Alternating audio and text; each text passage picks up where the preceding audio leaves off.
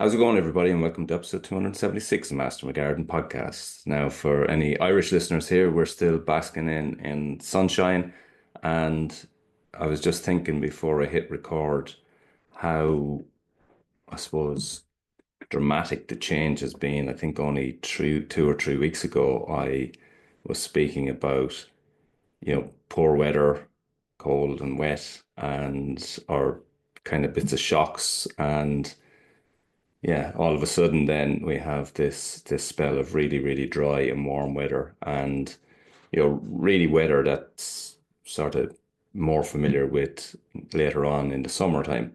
So lovely and dry, lots of blue skies, and it's certainly welcome, really, really welcome.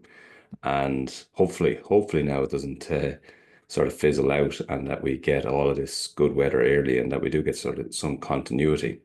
But strangely enough, as regularly happens, we've gone from a situation where we're you're talking about having a lot of rain, a lot of moisture, and then now very quickly we're looking at conditions where we actually could do with a little bit of rain. So we're never quite happy, but temperatures are so good now.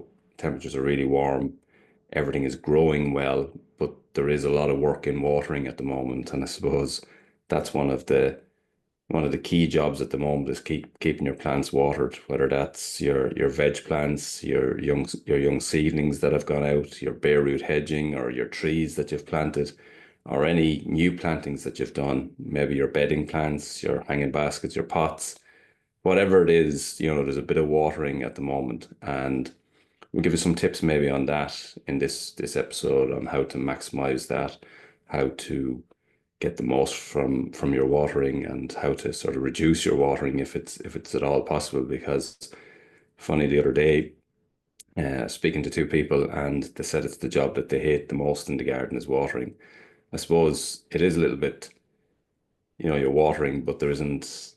It's not like doing it, planting, or there's no kind of obvious outcome at the end of your hour's work, say. So, if you plant up a bed or you mow your lawn or you do your vegetables, sow your seeds, whatever it is, there's a kind of an obvious outcome at the end. But watering is a bit, there's no end to it. It's just there's no obvious end to it, let's say. So it doesn't feel like a very, I suppose, a very productive job. But it is an essential job because if you don't do it, especially at times like this, then you're not going to see the full benefit of what you've sown, what you've grown. So it is important. This week's episode, we're going to kind of center mostly around maximizing your greenhouse. So whether that's a polytunnel or a glass house, it's I suppose it's a time where everything is getting planted or is already planted in there. So like your tomatoes, cucumbers, peppers, chilies, squash, melons, all those sort of things. A lot of people in various parts of the country will be well advanced with those. For me here, tomatoes are half in. I started them today. I've more to do tomorrow, hopefully, and yeah, they'll be in then.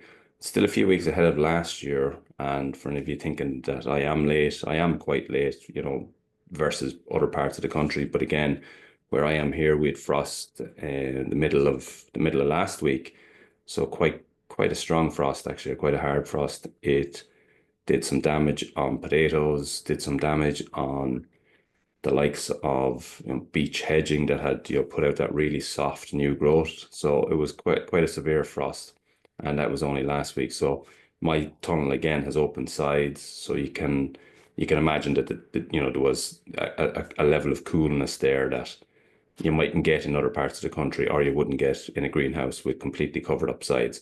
I opt for that so that okay, I'm a little bit later, but tends to just mean that and we'll talk about it in a minute, from a ventilation perspective, get very little issues. So that's what we're going to talk about, is kind of maximizing, and we're going to talk about the main kind of greenhouse crops and given my tips for success with all of those. And I suppose no better place to start than tomatoes. This year I have quite a lot of varieties grown. Last year I said I had too many variety or too many plants, and definitely going to reduce. That was my my famous words to myself, and I think I actually have at least as many again, if not slightly more. I definitely have more varieties anyway. And yeah, some of them they're all doing really well, and they're a lot more advanced. So I'm probably 3 or 4 weeks ahead of last year. And if you remember back to last spring, it was quite overcast for a lot of it. And definitely temperatures didn't hit anything like what they have over the last week, 10 days, 2 weeks. And because of that, then I'm quite a bit further on here. But to talk about, I'm going to talk about tomatoes, going to talk about cucumbers, going to talk about courgettes, peppers, and chilies as well fall under that. And those crops and how to really ensure that you have success in your greenhouse with those. And as I say, no better place to start than tomatoes. So I have the tomatoes half planted in, as I said. And a couple of tips if you haven't got yours planted in already. I always plant, and I always use mycorrhizal fungi under the base of it. And that's my starting point. And the reason I do that is I find that it really, really increases that root zone of the plant. It anchors them in really quickly. So when I put my string underneath, which is what I do, I run the string directly underneath into the bottom of the planting hole. I stick the tomato plant down into it. I see all of these videos online where people are planting them sideways, burying the bits of the stem, they're planting them deep. To be honest, I find all of that a little bit of faff, to be honest. Just dig your hole, the depth of the plant or slightly deeper. Put your mycorrhizal fungi in, put your string right into the bottom of the hole, and then put your pot straight down on top of that, and then fill it in and give it a good water. I also add a little bit of dried seaweed into the planting hole. I just find that seaweed is very, very good for plant resilience, and I'll chat about that a little bit later on. And then I leave that string. I plant out all the tomatoes, and then as soon as I've all the planting done, I tie those strings up to the roof of the tunnel. Now the string that I use is just a standard builder's twine. I have used jute twine in the past, and I find that the jute twine sometimes different ones have different levels. They're all natural. So when you put them onto your plants, some of them they have different levels that they break down at, and sometimes you're mid-season, you have all the weight of the tomato on it, and it just starts to break down at ground level, and then it snaps off. So as a result of that, then I use this synthetic builder's lime. Basically, I hear a lot of people saying that that's too hard for tomatoes. I've never found it to be the case. I'm using it for years now, and I just find it a good strong twine, one that never breaks, and it's just a really simple and good way of doing it. I find the jute twine, as I say, breaks down. So basically, you put your string underneath the planter, underneath the pot, you plant it in, and then you cover over and you water straight away. And then when you've all your planting done, you tie up your string to a crop wire up on top, or you tie it up high on top, or onto a bamboo cane if you don't have, if you don't have a way of tying it up high, you get a bamboo cane or something like that, something that can carry the weight of that plant as it goes along. The key with tomatoes, there's a couple of really useful points, and the first one I mentioned is mycorrhizal. The second one is seaweed, and seaweed is I put it into the planting hole.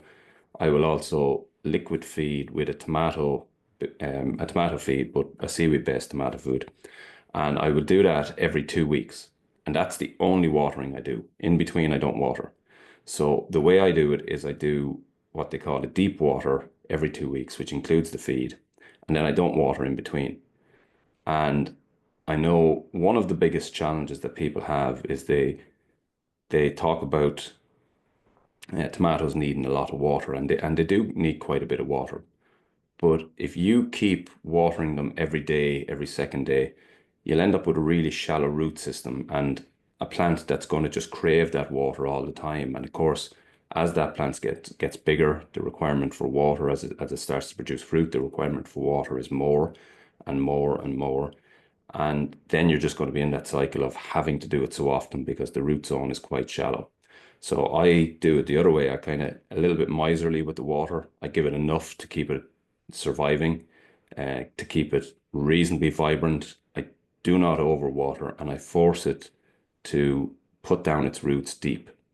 And that pushing down its roots deep allows it to access water, under the ground, elsewhere in the tunnel, that, it's not depending on me being there every day, every 2 days to water it. Now, the exception to that is I'm doing that in when I'm growing into the ground. If you are in a pot or growing in a grow bag, then that's obviously slightly different because, the plant doesn't have access, it's not able to get out into the ground and access water anywhere else.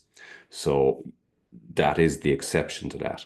But just be careful not to overwater. That's the first thing. And from my perspective in ground planting, I'm quite miserly with it and allow those roots to really, really go searching for water.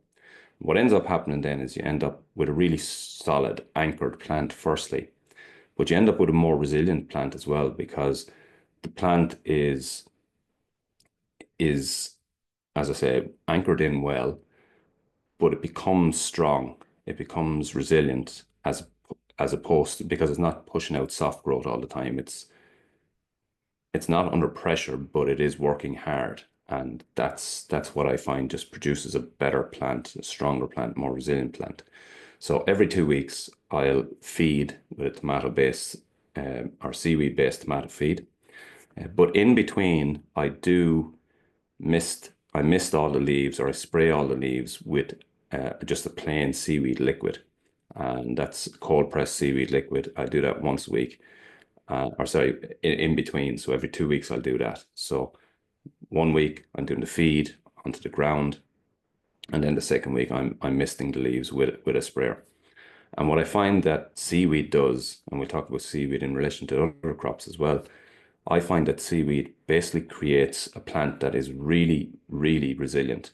So you end up with darker leaves. And it's very noticeable actually, if you have a few tomato plants, it's worth doing a little trial on it. So spray the leaves of one or two of them and leave one or two not sprayed. And just leave it for a couple of days and you will see an unbelievable difference in leaf color. But there's also a kind of toughness that the leaf produces off the back of this seaweed. And that's what I feel is really beneficial in terms of pest control. It's also really beneficial in terms of disease control. So you just end up with a tougher plant. So there's two things. You're forcing it to search for water and you're spraying it kind of once every 2 weeks on the leaves, a foliar feed of seaweed, and you're getting a really, really resilient plant. Then the spacing is quite important. So I'll put 2 foot or thereabouts between the tomato plants, allow them to go up the string, and then I'm making sure that I always put them right down the center between the two doors. So I'll open the doors on either end. I also mentioned I have net sides on the tunnel, so that's open all the time. So I'm looking for the maximum airflow, and there's a couple of reasons for that. So with tomatoes, the kind of diseases that you can get, mildew is one. Then you're looking at blight, that's quite a big one. And it's particularly prevalent if people are overwatering and you end up with a really humid house, especially in smaller greenhouses or unventilated greenhouses. So once you get your tomatoes growing, it's so important to ventilate. We need airflow through that house, so opening a door just on one end is probably not enough. What we really need is airflow. So whether you've louver vents or two doors, whatever option you have, if you have a way of getting airflow through that house in one side or in one end and out the other, that's what you're looking for because that airflow is really important in terms of disease prevention. The other thing obviously is to, pruning lower leaves that are no longer beneficial to the plant. Now, I don't go too harsh on the pruning early in early days. I allow that plant to build up its energy, to build up its resilience. And then as it starts to fill out its trusses, its fruit trusses, then I will take away lower leaves once they've served their purpose. And their purpose is to draw in energy into that plant up to the point where it forms its fruit just above it. And then that leaf has done its job and I'll take that off. That allows for the plant to have, those leaves to have done its job, as I say, but then it allows that airflow through the plant. And that's really important. So you're spacing and then pruning as you go up along. Center it if you can between vents and doors. Allow again that airflow through. Then obviously I'm sure you're all aware of it, but the side taking off the side trusses, that's quite important. It's also useful as well. I do it every year just on one or two of them. I don't take off. I leave on quite a few of those, and I just train them off in different directions, just as a kind of a just to see how. So we all take off the side shoots, we wrap it around the string, and you know that's widely regarded as the best way of growing tomatoes and the most productive way of growing tomatoes. But every year, as I say, I will allow maybe two or three of those from lower on the plant become full tomato plants. So you'll end up with three or four strings on one plant going in different directions. And it's just interesting to see. It's quite productive. I generally find it's quite productive. It is a little bit messy in that, you're bringing a couple of stems in each direction, so you might need a lot of space. But if you're in a really small greenhouse, you could do this with one or two plants and have, direct them onto, along the sides or up and over onto a roof. And you could get, a lot of tomatoes from a couple of plants. So you'll save your space in some ways. You'll bring trusses from different directions. So there's a few ways of doing it. I do that every year, as I say, as a bit of a trial. I can't say it's any more productive or any less productive. It's a little bit messier in that it takes up, a bit more space for me in the way I do it, because you're not in your line. But if you were in a small greenhouse, you could put one in the corner and bring a side shoot in each direction sideways and then bring a couple up as well. So there's benefits in it. And as I say, I do that on probably one or two plants every year, just as a kind of a trial. If you're if you're doing it the standard way, keep that spacing correct, then wrap them around, taking off your side shoots as you go up along. And once the leaves have served their function, take those off. Make sure you're feeding every 2 weeks. Whether you're feeding or watering, you're doing that onto the ground, onto the soil, or onto the growing media if you're in a pot or a grow bag. It's really important that you're trying not to get any splash. So you want that watering to be just really localized around the root zone of the plant with no splash back up onto leaves. Because if you can keep all of the growth up top dry, then that really means that you're not getting any build-up of disease. So your ventilation, dry plants. I know I said I spray with seaweed every second week, and that's really important. I do that. I'll always do that in the morning time because that gives the plant a chance to dry off during the sunlight of the day, and then it goes into the night time and it's completely dry. The other thing that I do, and I think again it's important, especially if you're in a smaller house, is do any of your side shooting in the morning time. So again, that gives the wound where you break off that side shoot, it gives that a chance to callus up during the day. So again, you're taking a dry plant into the nighttime, and then you have less access or less buildup of diseases in a scenario like that. So that's kind of tomatoes, and they should be grown really well now. Mine are flying in the pots. They're going to fly once they hit the ground. They always take a little bit of a check straight away. Just for a week or so, they kind of, they're feeling out their surroundings and then they go. But the plants are strong going in this year, so I'm hoping that I'm going to have tomatoes quite a bit earlier this year. So tomatoes, brilliant one. I do plant some basil in between them. I'll also stick a few marigolds in here and there through them. It can help with white fly and green fly and things like that. The other thing that I do is definitely have flowers planted on the mouth of the tunnel, so basically on the outside of the tunnel and on the entrance of the tunnel. That's going to draw in beneficial insects. So they're going to come in. As I say, you're giving them something outside, something to attract them outside. The door, the tunnels are being kept open as much as possible. And then you're getting those flowers planted just inside the front of the tunnel. And those beneficial insects are going to get drawn in through a sort of for want of a better word, a corridor of flowers, take them into the tunnel, something to draw them up into the tunnel. And then they're going to be available to pollinate these plants and also to help with, the beneficial insects are going to be there to help with pest control in the polytunnel, and that's really important. I have nettles, a couple of nettles in a pot. The reason for that is they do attract ladybirds, and they're going to be inside in the tunnel. And so the ladybirds are there. Actually haven't seen any recently, but they are there. I know they're there somewhere. And then what's going to happen at some point in time, a few green fly will come in, a few aphids or whatever. And then all of a sudden your green flies are there, ready to go, ready to take action and help you out. So that's really important. It's also really important from a pollination perspective to, have these beneficials coming through your greenhouse if you can. Then just in relation to tomatoes and pollination as well, a really useful thing is to, if you have a lot of tomatoes and you have them stringed up and they're starting to grow strong, as they've put out their flowers, as they're getting flowers, just walk along and just tap the strings. And that tapping of the strings will help pollinate them as well. And again, that's something that is really worthwhile doing.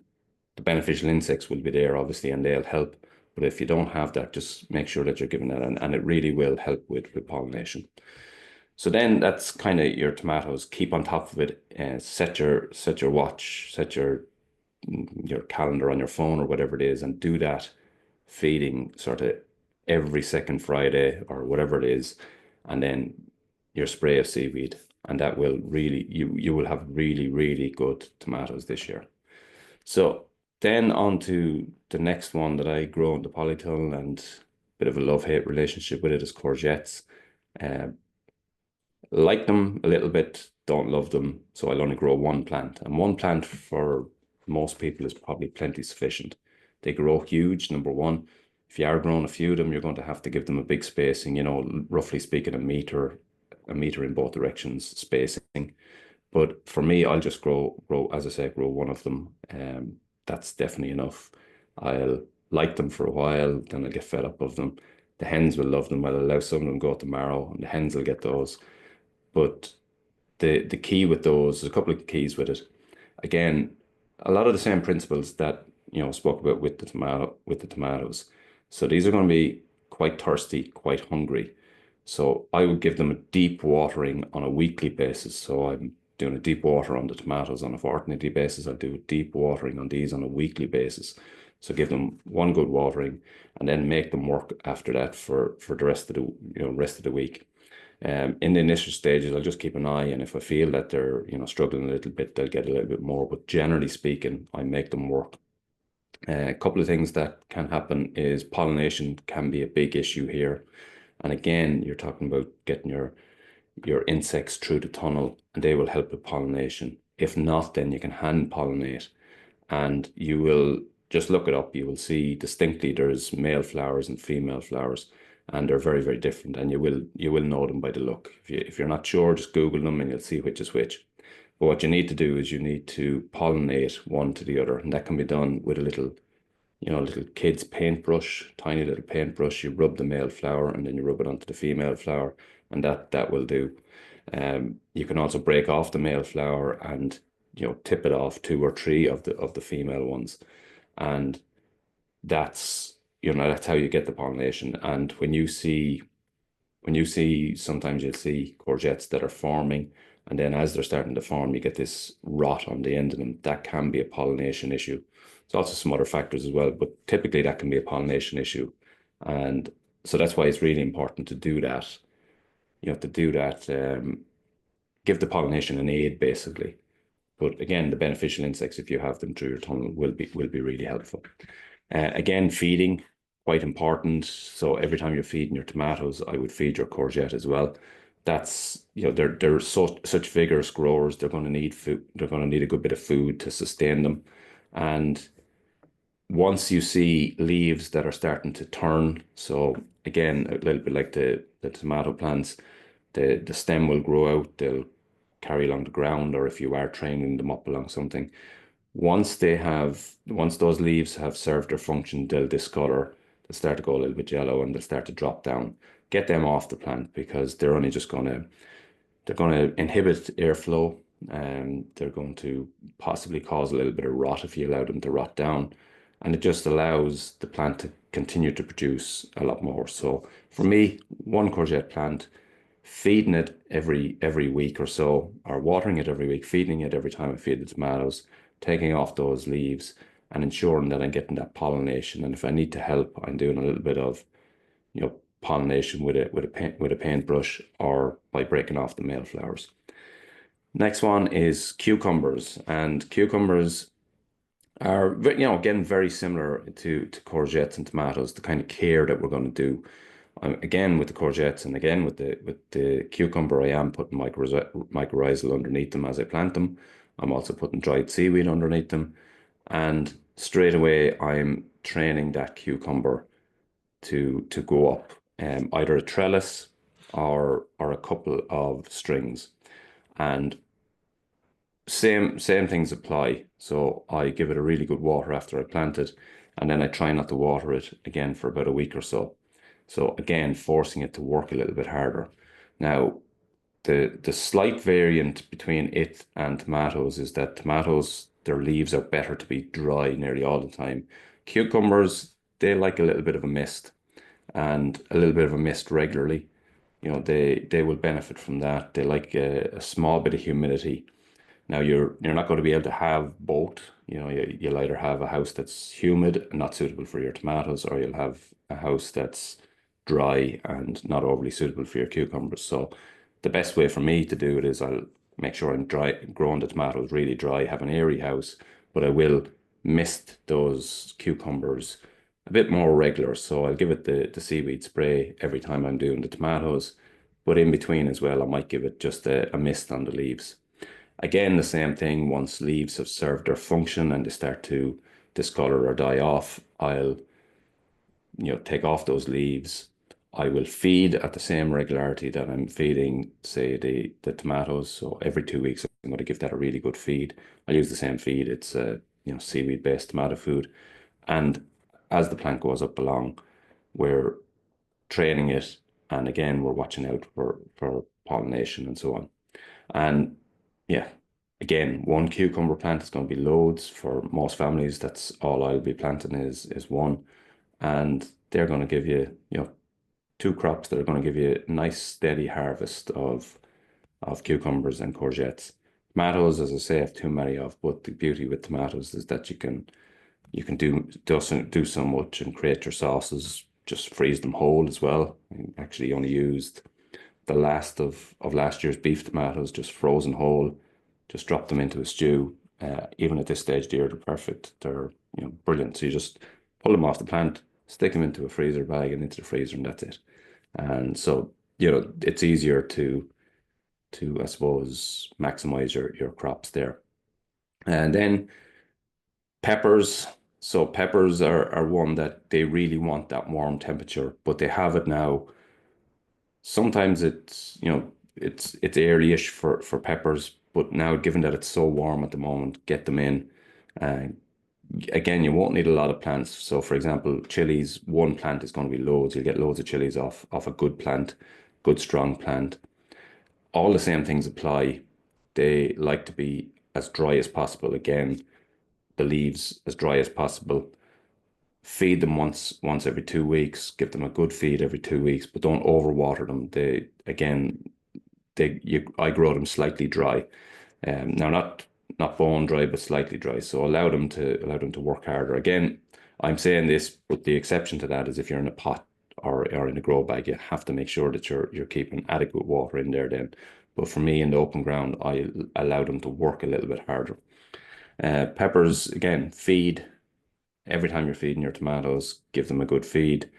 Make sure they're in kind of the warmest part of your house. So, for example, when I'm saying that I'll plant the tomatoes right down the center and allow the airflow from the back door to the front door, I will put the peppers into sort of a side corner where they're going to get maximum heat, because we want them to be really, really warm and growing really, really strongly.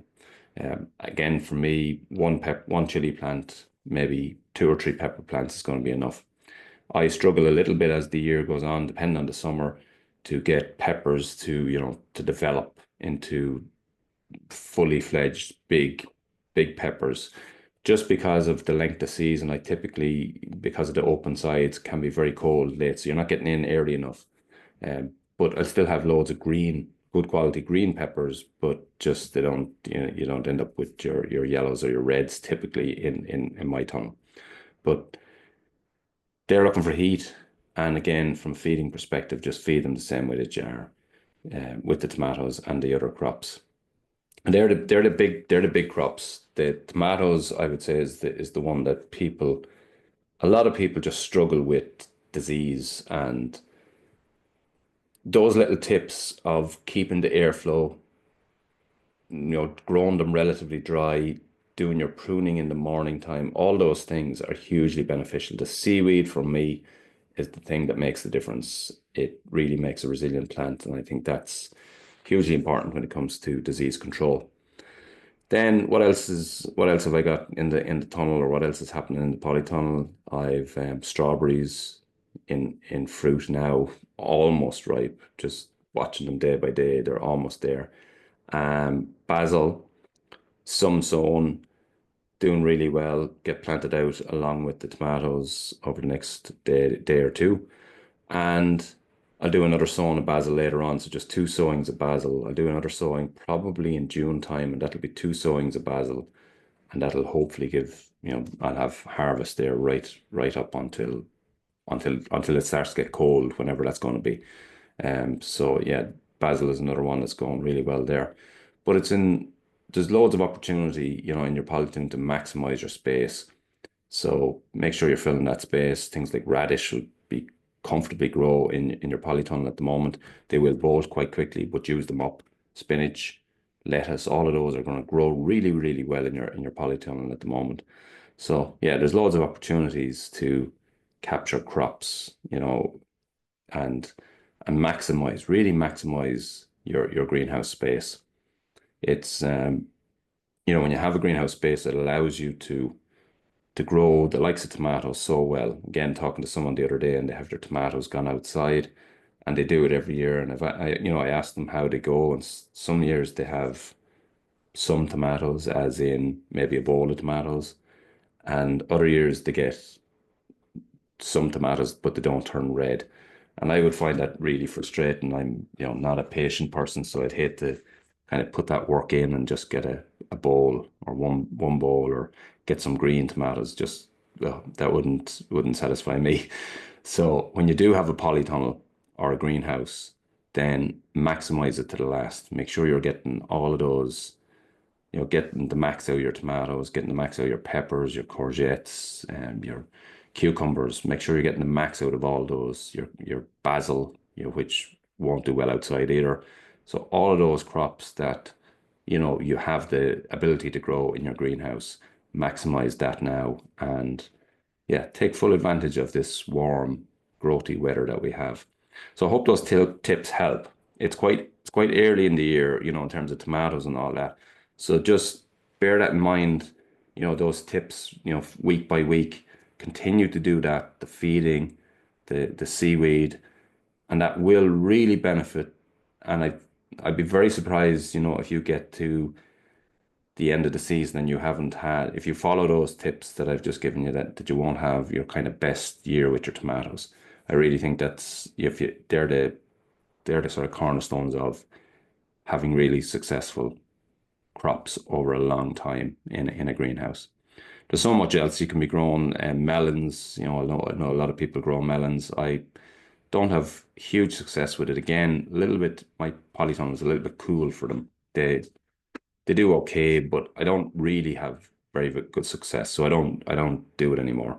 I've had melons in the past, got some fruit for them, but don't bother. Squashes is one that does quite well. But last year was poor for them, so I just didn't bother this year with squash. Maybe I'll buy a couple of plants if I see any decent ones somewhere. I might butternut squash or whatever. I might grow a few of them, but only if I see them. I'm not going to sow seed of them at this stage. Um, but yeah, there's loads of people that will be successful with those just because they're in a warmer greenhouse than what I am. But on those few crops that we spoke about, particularly tomatoes being the main one, being the one that's I spoke about it before. I think tomatoes is probably one of the vegetables that is just a million times nicer when you grow your own. The flavor, the taste, the sweetness, it's uncomparable to what you would buy in a supermarket. And as a result, I'll hardly eat a tomato. Like last year, we had tomatoes right up until October, maybe early November. And from then on, I'd hardly eat a tomato until they'd come back in the next year. Very, very rarely because it just you just don't cut it when you're used to having your own ones. So yeah, it's one of the ones that people really, really get success with.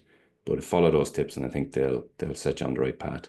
There's lots going on over the coming weeks in terms of Irish gardening. There's loads of festivals coming up, loads of gardening festivals.